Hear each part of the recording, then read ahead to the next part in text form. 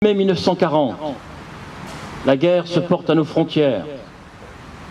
Les Allemands, avec des milliers de chars, appuyés par des centaines d'avions, pénètrent en Hollande, en Belgique, au Luxembourg. Les gares,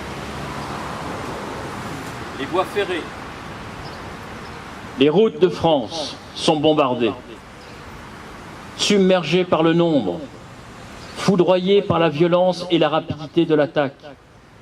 Les armées françaises et britanniques doivent se replier.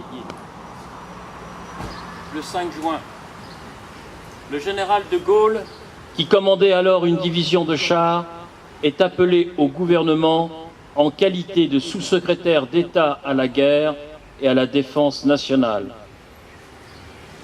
L'ennemi continue son avance. Il est aux portes de Paris le 12 juin.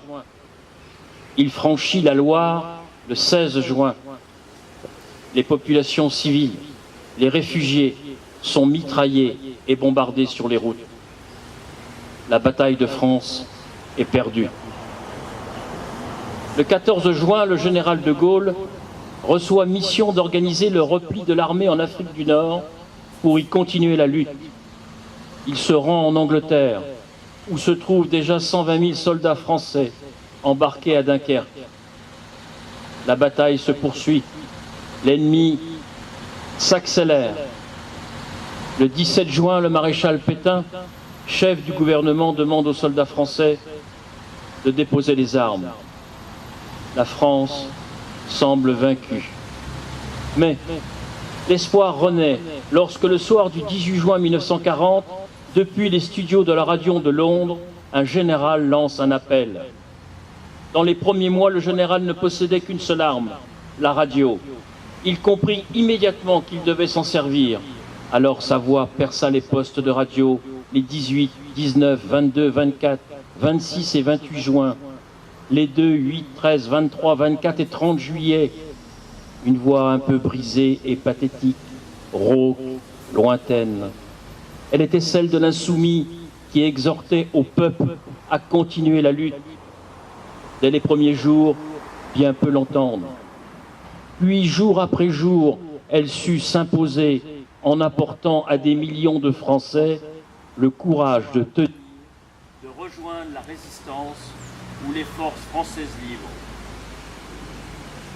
Cette voix perdit l'anonymat des premiers jours et révéla un nom, celui du général de Gaulle. De nombreuses années sont à la tête des armées françaises, ont formé un gouvernement. Ce gouvernement, alléguant la défaite de nos armées, s'est mis en rapport avec l'ennemi pour cesser le combat. Certes, nous avons été, nous sommes submergés par la force mécanique, terrestre et aérienne de l'ennemi. Infiniment plus que leur nombre, ce sont les chars, les avions, la tactique des Allemands qui nous font reculer. Ce sont les chars, les avions, la tactique des Allemands qui ont surpris nos chefs au point de les amener là où ils en sont aujourd'hui. Mais le dernier mot est-il dit? L'espérance doit-elle disparaître? La défaite est-elle définitive? Non. Croyez-moi, moi qui vous parle en connaissance de cause et qui vous dit que rien n'est perdu pour la France, les mêmes moyens qui nous ont vaincus peuvent faire venir un jour la victoire. Car la France n'est pas seule, elle n'est pas seule. Elle a un vaste empire derrière elle. Elle peut faire bloc avec l'empire britannique qui tient la mer et continue la lutte. Elle peut, comme l'Angleterre, utiliser sans limite l'immense industrie des États-Unis. Cette guerre n'est pas limitée au territoire malheureux de notre pays. Cette guerre n'est pas tranchée par la bataille de France. Cette guerre est une guerre mondiale. Toutes les fautes, tous les retards, toutes les souffrances n'empêchent pas qu'il y a dans l'univers tous les moyens nécessaires pour écraser un jour nos ennemis.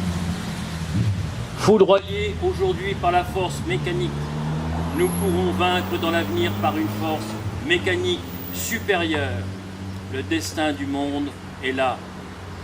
Moi, général de Gaulle, actuellement à Londres, j'invite les officiers et les soldats français qui se trouvent en territoire britannique ou qui viendraient à s'y trouver avec leurs armes ou sans leurs armes.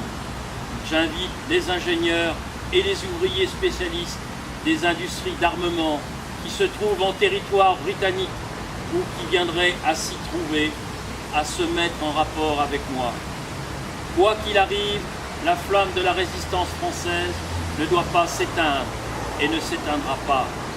Demain, comme aujourd'hui, je parlerai à la radio de Londres.